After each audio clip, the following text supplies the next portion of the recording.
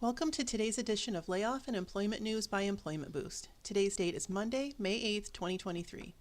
If you are an individual affected by a layoff, or if you are a company facing a reduction in force, click the link above now or in the description box below for information about our firm's outplacement support services. As the leading boutique provider of outplacement services in the United States, Employment Boost is uniquely positioned to help individuals land on their feet and find a new job quickly and effectively after a corporate layoff. Now on to today's headlines.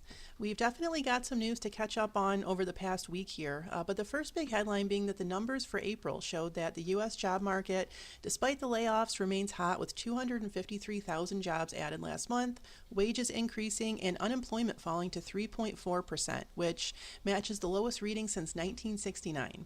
So despite the banking turmoil and crazy inflation and interest rates, the job market looks great. And last month was the best job gains that we've seen